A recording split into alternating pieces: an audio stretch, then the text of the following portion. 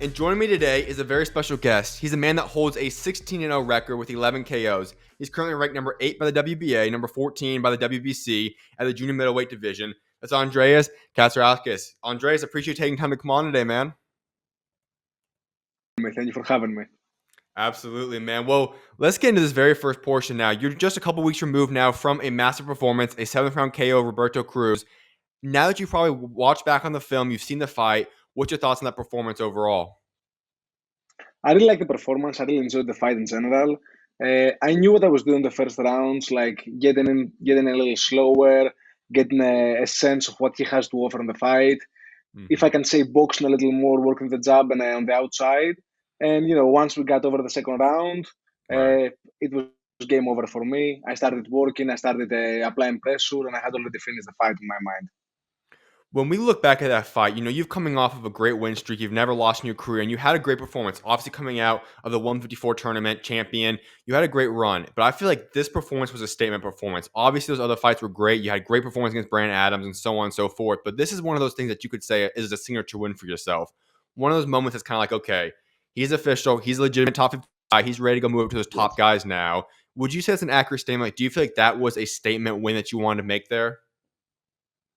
100%, because coming out of the tournament, yes, I beat a couple guys that were ranked and highly ranked on Kudratil Abdukakorov and Brandon Adams, but I didn't stop any of the two, and I didn't stop Robert Terry, which I really wanted. So I thought like I had to get a stoppage. Like no matter Mhm. what, in my mind, I had to get a stoppage. Of course, I didn't let it blindside me or like go straight for it, Right. but I knew that throughout the fight and later on, because he didn't have the experience that I had on the later rounds, I would definitely pursue it. So I think in general, stopping this guy, an unbeaten guy that's never lost, plus the performance overall, it was a great performance and a statement. If you were to look back at the performance, what's the biggest thing that you learned from it? Like I said, obviously it was a great performance. You had a great performance. Even you were even leading on the scorecard before the KO. Then you finished up on top of the KO. But I feel like it's always something you could learn from your performance. Is there something that you look back at and you say, you know what, this is something I really want to improve on heading forward now? One thing that I definitely want to improve on is because I have a great tank, I have a great engine, I have Mhm. very good endurance, and I know Yeah. that I can keep the same pace from the beginning to the end. Where I'm on my fights, I usually climb every round to a better Yep. pace. I think I have to start very fast from the beginning.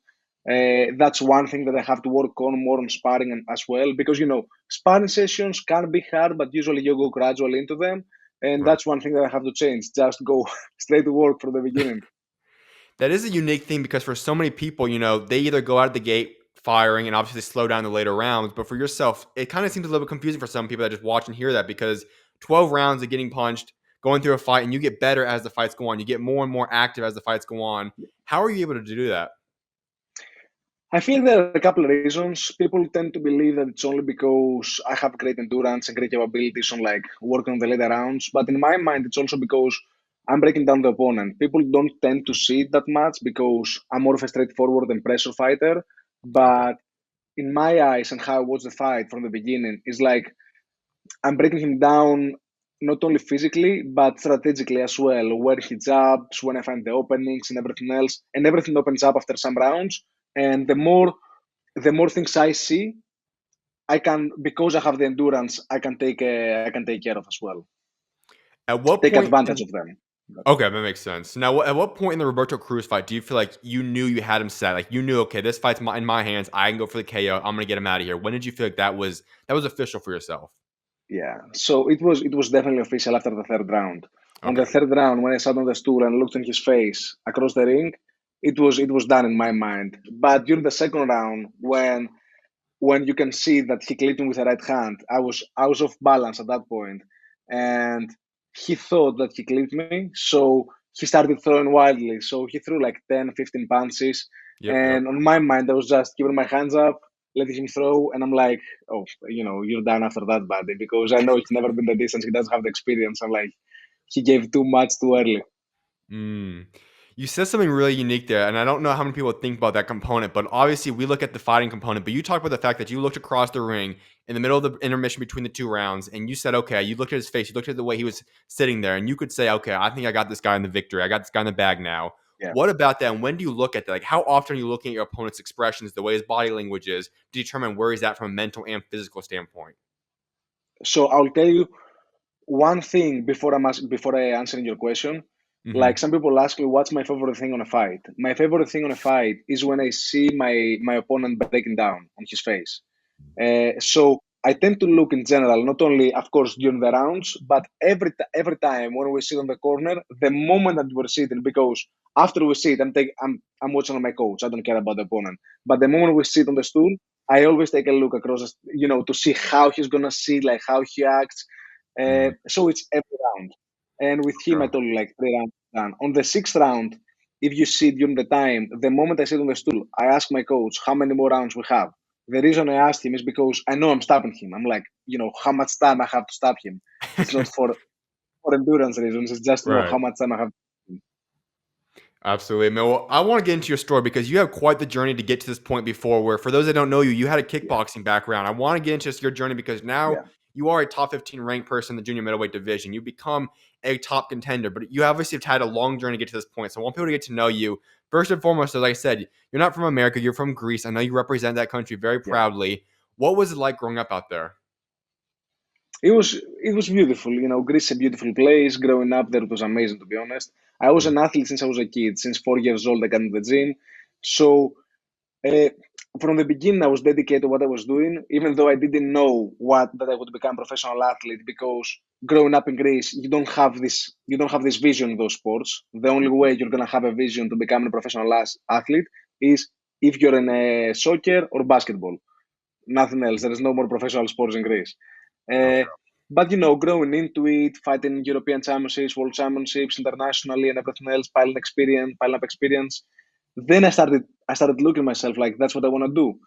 So it was a very beautiful feeling, but very hard to transition because, as I said, there are no opportunities, and not only there were no opportunities, there was not a certain road or some links that Okay. can get you easier to the United States.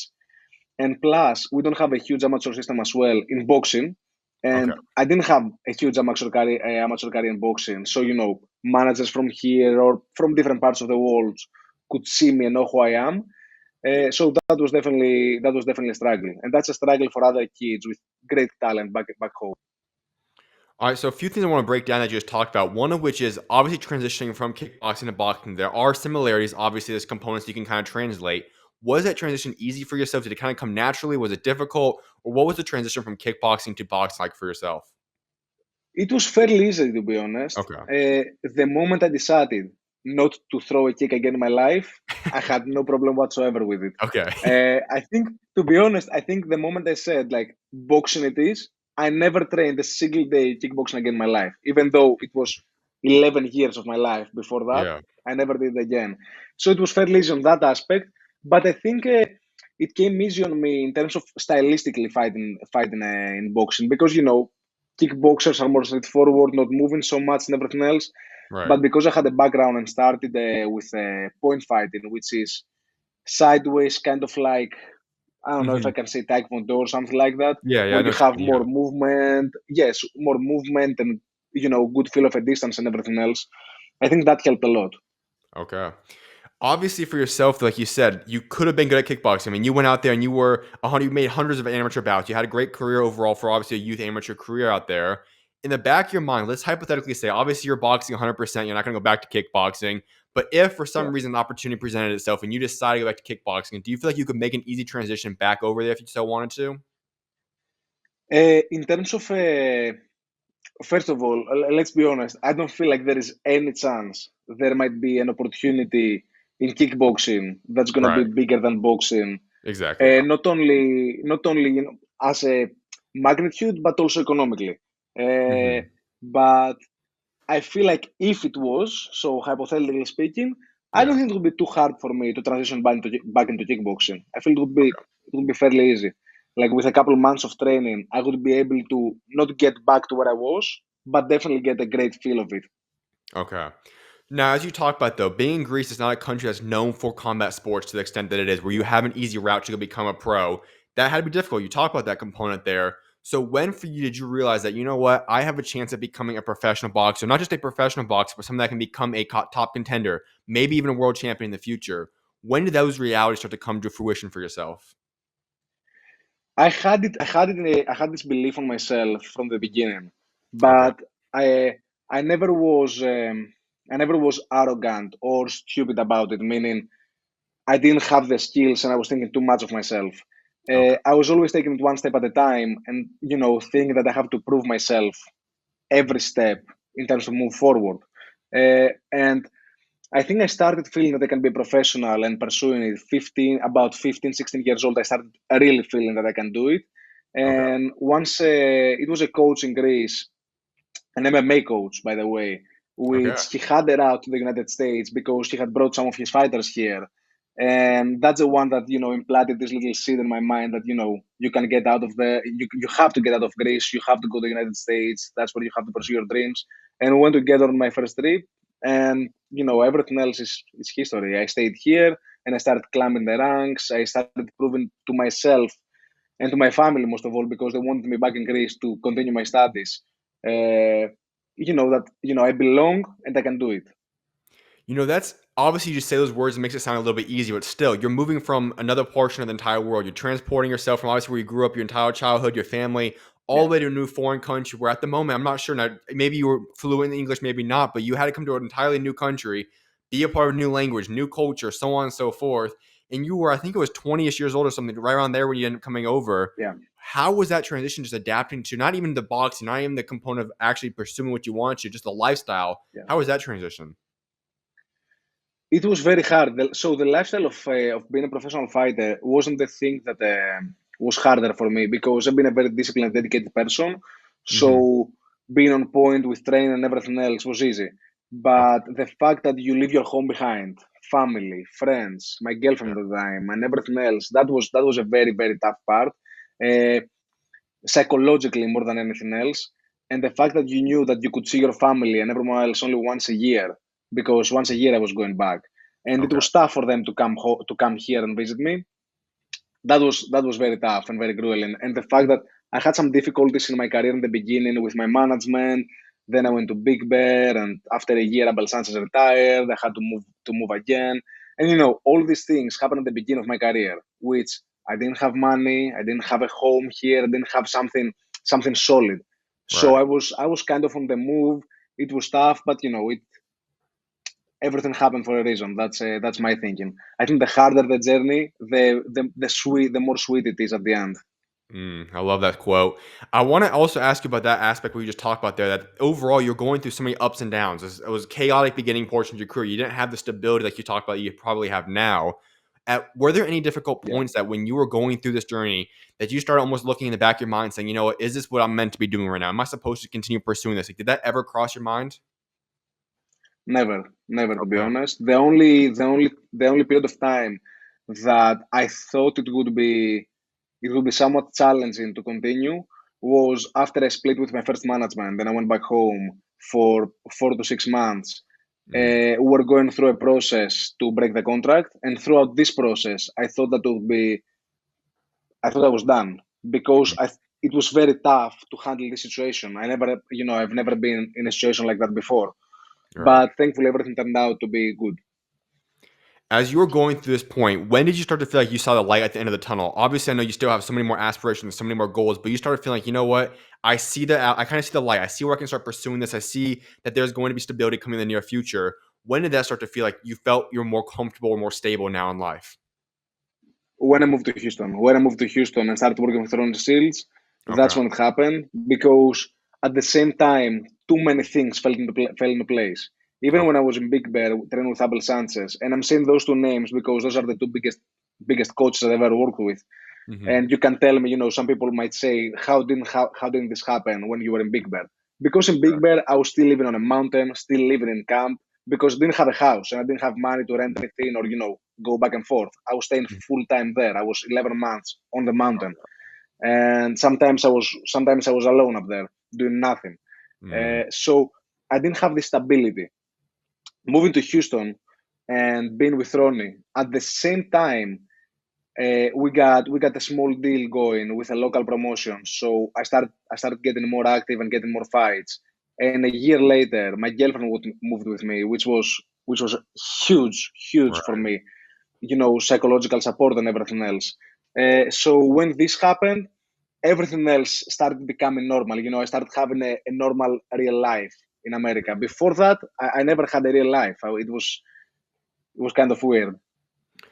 You talk about Ronnie Shields. Obviously, he's a respected, incredible trainer. He's one of the best out there today. Walk us through your guys' relationship. How good has it been just having him in your life now? I mean, it's been amazing. As I said before, Ronnie is a huge part. Uh, he played a very big role on me feeling comfortable right now where I'm at. Uh, First of all, he inspires great motivation through me. Knowing that I have a person like him in my corner, it's a relief. Knowing that I have someone that has been there, has done it multiple times on Right. stages way bigger than I will ever fight. It's amazing. It's amazing. And when I got with him, I feel like working with coaches like Ronnie Shields is also a stamp of approval to Mm. talk with other people and work with other people. And it's just a beautiful feeling. I feel like we connected very good because, as I said, I'm a very dedicated person and disciplined. And Ronnie is not a babysitter; he's a boxing coach, so he will not be pressuring you all the time about what you're eating, what you're doing. Are you working out other than boxing? Are you running? Are you on weight? He's not this kind of person. He's a boxing coach. He's not your babysitter. Like, we're adults, we're professional athletes. We have to be able to do this for ourselves. And I do it. I do it on my own, and that fits perfectly with him. When would you say you guys clicked? Obviously, that was pretty early on, but was there a certain moment that you felt like, okay, this is the right coach for me. This is the right person that's going to push me to the next level? I knew it kind of from the beginning, knowing his background and everything else. I knew that he can get Right. me from point A to point B, but not to point B, to point C, D, E. I mean, all the Right, way to right. the end. But working with him from the beginning, him holding me pads and how well we clicked from the first time we worked together, and giving me advices throughout the fights and everything else. I feel like every time we work together for a fight, I learn more and more. And I feel like it's endless. You can never be perfect, and I can never get too much information from a guy that has worked with legends and has worked with so many world champions and has been in so many situations. So every time that something different presents, he know what it is because he lived it before, he done it before, and it's amazing having a coach like that in your corner. If I had to ask you the biggest lesson that you've learned from Ronnie Shields, what would that be? Oh, that's a tough one. I don't know, honestly. I feel like one of the biggest lessons was, yeah, it was the first time that I came here, and I was supposed to spar Jamal, and I worked with contenders before, but I never worked with world champion. I worked with Sebastian Fundora, but he wasn't a world champion at the time, Right, and we were at the gym together with Benavides for some time in Big Bear, but we didn't work together. I mean, sparred. right. And when we were about to spar, I wasn't nervous or anything, but Ronnie came and told me a couple of days before the spar, and he said,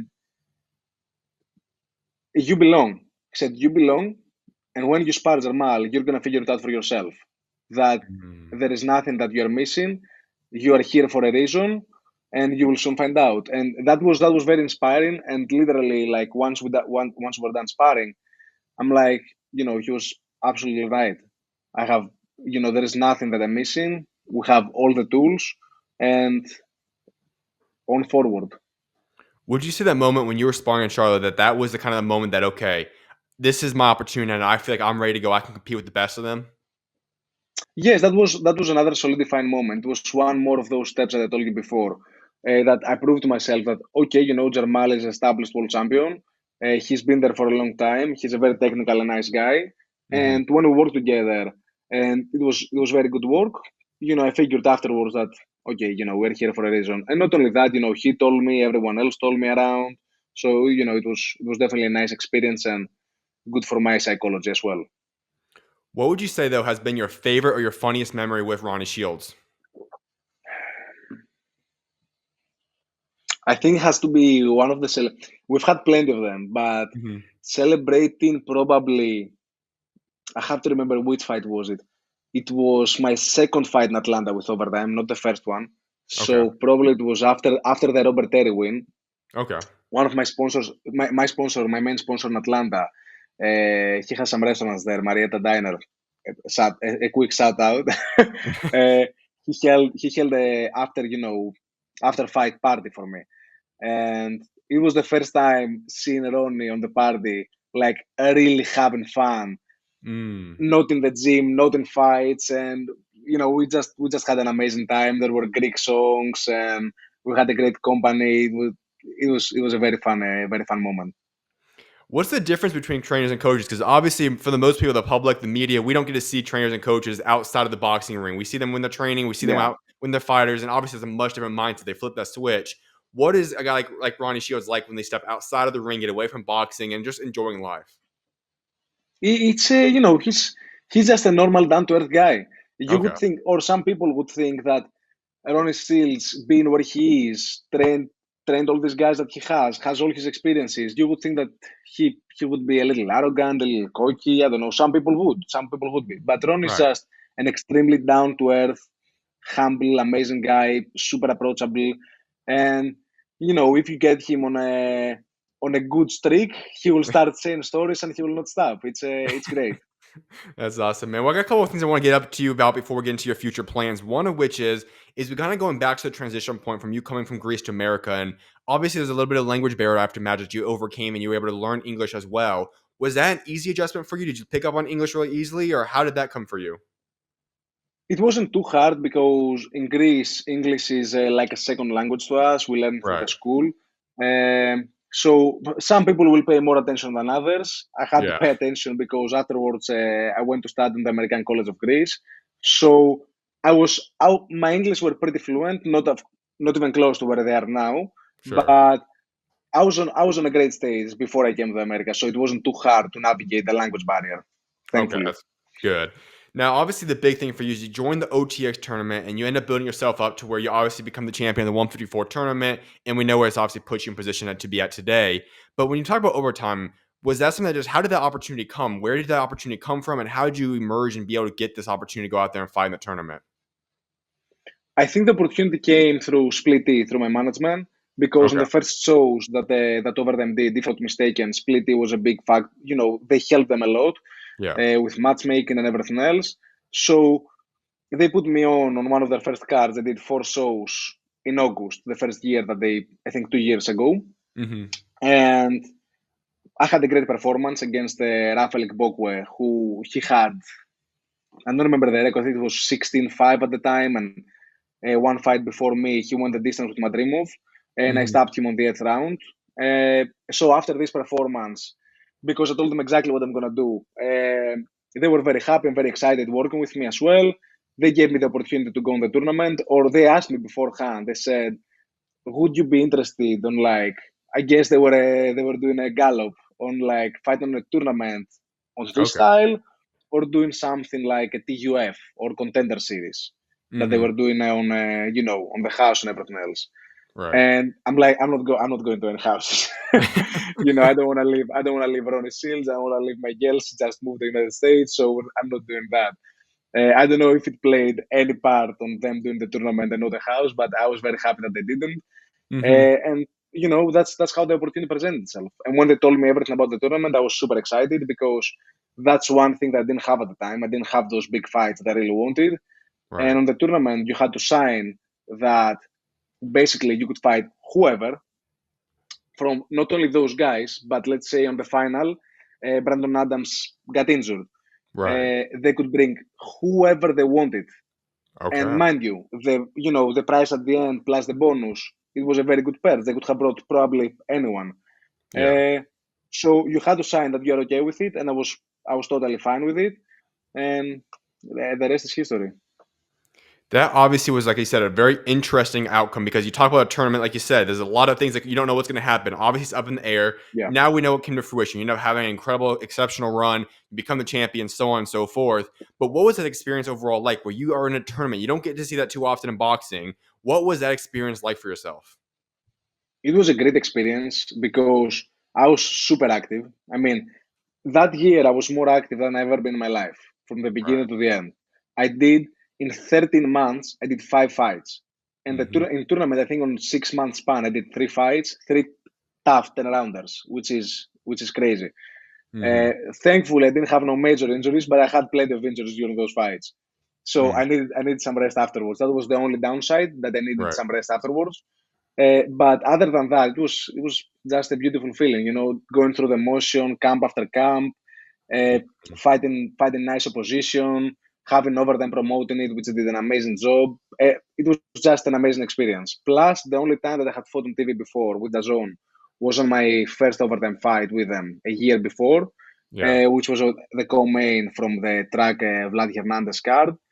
And, being also headlining 2 of those cards. Mm-hmm. One with Kudratillo here on my current home in Houston, and one with Adams. An amazing, surreal feeling for me.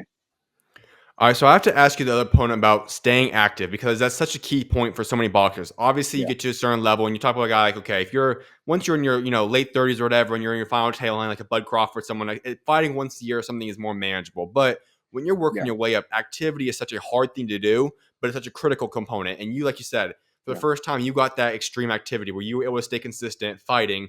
How beneficial is that for a boxer? Specifically, obviously, you can attest to your own story. How critical is that for yourself?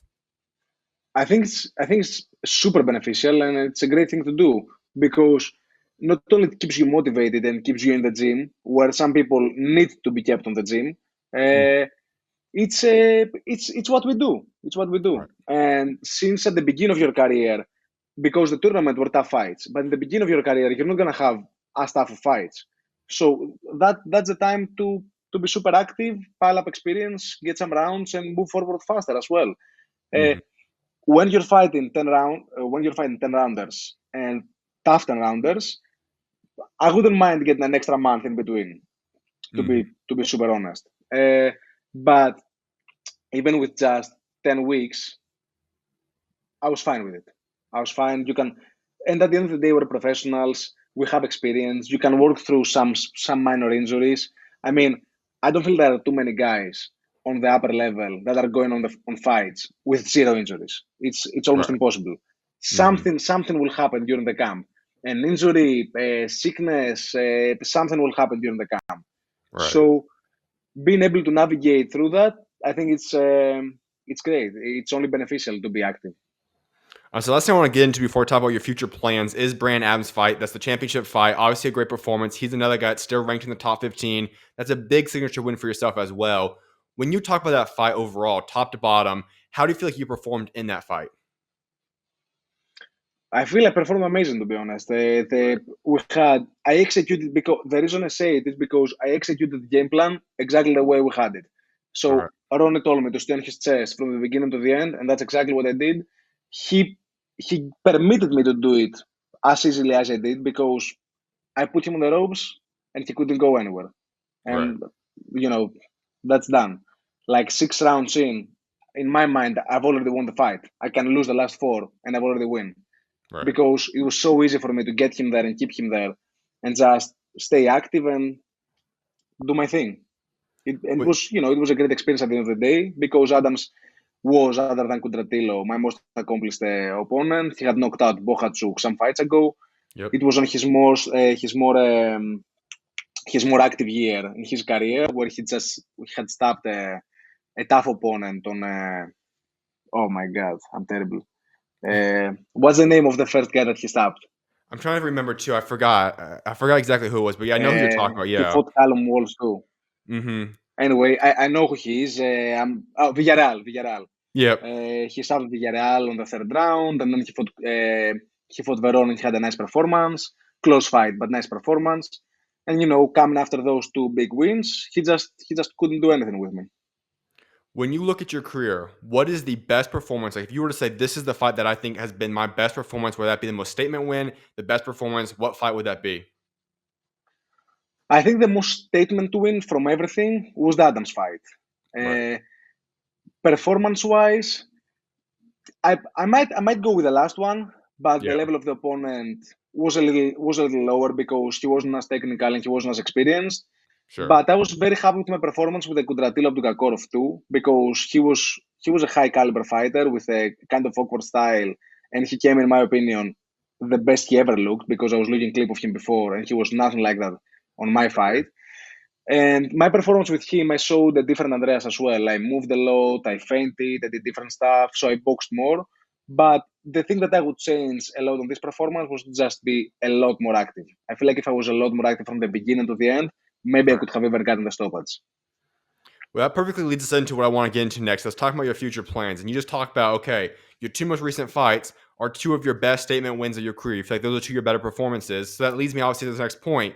What can we expect from you going forward now? What's next for yourself, and how special? What's the ceiling for Andreas Katz?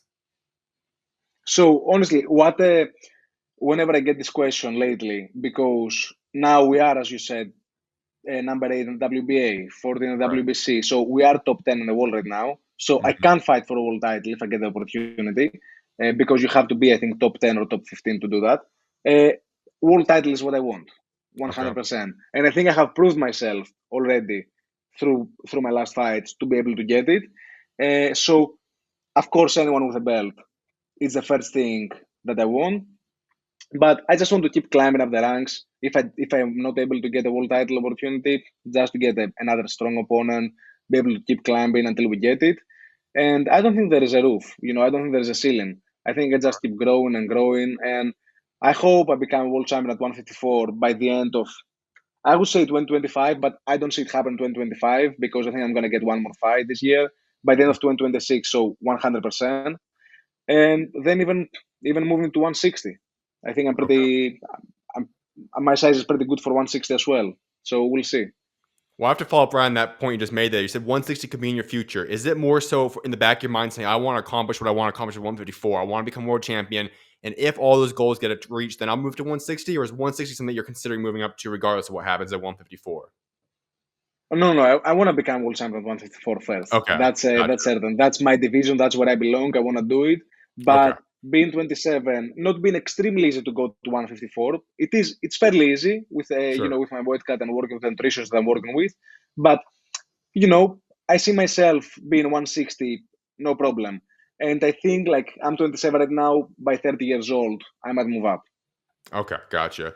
Well, the cool thing is about 154, in my opinion, is one of, if not the best weight class in boxing right now. And from both a standpoint of obviously if you're Yeah. star people, and then you look at just the depth. There's so many guys. When you talk about this contending list, these are guys, just some names to throw out that's in your either the WBC, WBA rankings in front of you or behind you. Israel Madrimov, Jesus Ramos, Abbas Baruch, Charles Conwell, Josh Kelly, Callum Walsh, Sergey Boachuk. These are guys that are not even world champions right now. These are just guys that are top Yes, contenders. that's yes. And so when you look at that component, how excited is that for you when you say, you know what, I can still get some elite level competition to go out there and fight, even if it's not for world champion next? It's amazing. It's amazing Mhm. because at the end of the day, that's what you want to do. You want to be on a stacked division. The more stacked the division is, the more attention you're gonna get, the more Yep. money you're gonna get eventually. And I feel like I'm lucky to be in a division that's stacked because at the beginning of my career I was at 160, and 160 was a pretty stacked division, and Yep. 154 was pretty empty. And I moved down to 154. 154 is stacked right now, Yep. and we can see that Butch wants to move up to 154. Yep. I think we might lose Crawford from 154, moving Agreed. up and fighting Canelo. I think he's going to retire afterwards. Hmm. But even losing Crawford for 154, I don't think it's going to be a big blow because Agreed. it's so stacked of a division, and with youth, with a lot of young guys, not older guys that seem to be able to retire, to not be able to move through retirement. Uh, so I think we're at a great division, at a great point in boxing right now for our division as well. All right. Well, the floor is yours. I have to ask you. We just talked about this great division, stacked, tons of great oppositions. Obviously, like you said, you want the world title shot. Will that happen in 2025? Possibly, maybe not. Obviously, 2026 more, like you just alluded to. So, if you fight another guy, another top contender this year, who do you want? Who's someone that you would like to fight? I'm not gonna call out a name. I don't have because I honestly don't have a name in my mind because the Okay. names that I want have belts. Uh, the two people that I really want to fight, stylistically too, I think it will be great fights. Is Virgil Ortiz one because I think that fight is gonna be an amazing fight, Yep. and Xander Zayas because Xander Zayas is another up and coming contender. I know he's gonna fight for the WBO right now, so Yep. he's gonna have probably and hopefully he's gonna have a belt very soon as well. So one of those two guys is definitely a goal for me in the future. All right, so I don't know exactly. I believe this interview came right before your previous fight, but in one of them, you said you hope to fight again in July.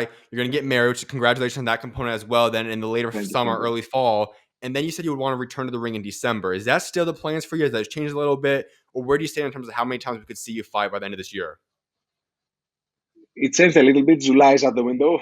Okay, gotcha. Because we figured out, yeah, we figured out that we're gonna have to do some more preparation, everything else for the wedding. And at the end of the day, you're getting married only one time in your life. At least that's what I'm Exactly. Yep. planning to do.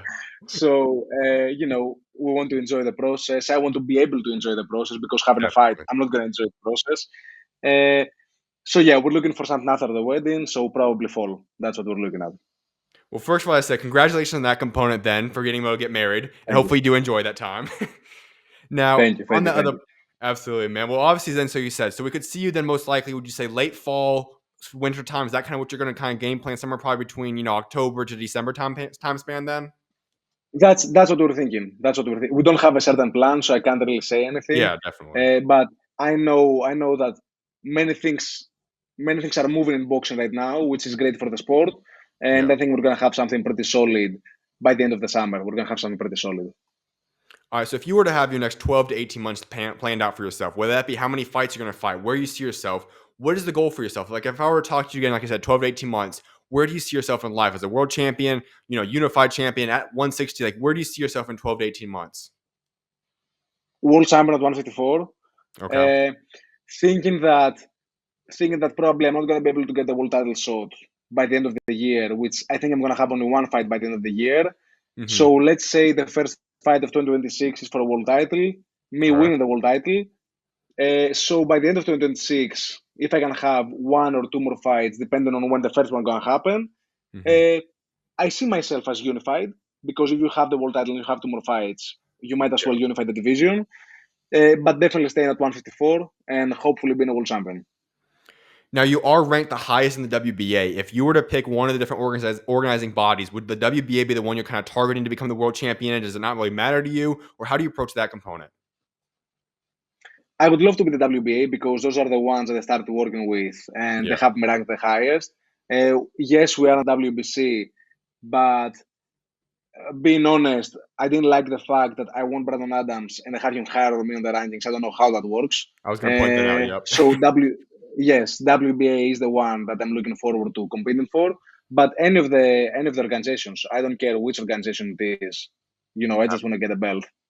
I love that, man. Well, Andreas, I got one final question for you. It's the question like wrapping up every single interview with, and it's talking about your legacy. You have an incredible story, but you're only 27 years old, so I know you still got many more years in the tank for yourself. But when that day does come, you decide to step away from boxing, you move on from the sport, put the gloves down.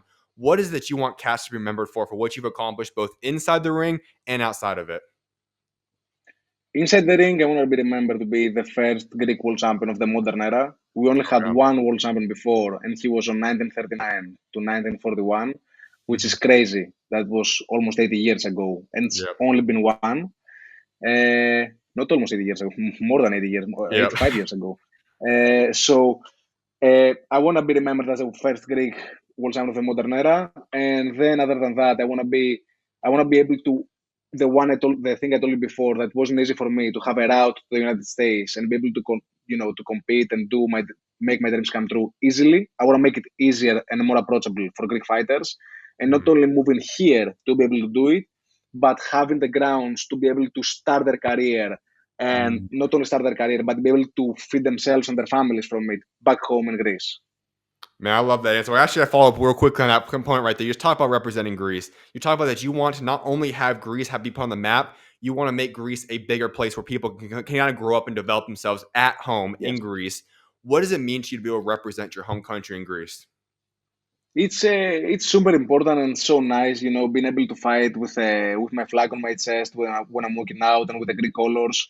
It's Yeah. just it's just an amazing feeling. Every time you represent your country, it's beautiful. And I wasn't able to do it in the Olympics, which that's the highest thing that you can do as an amateur. Right. I hope I get the world title with a Greek flag on my back and get it back home because that's the highest thing in the sport in general. I love that, man. Well, Katz, congratulations again on your big fight win against Roberto Cruz. Enjoy the wedding, and I appreciate you taking time to come on today once Thank you so again, much. man. Thank you so much. I really appreciate coming here and, hope to come back. Absolutely, man. You're always welcome. Anytime you want to come on, just let me know. We can definitely set something up. Awesome. Awesome. Thank you. I appreciate you. No problem. Talk to you later, Katz. God See you. bless.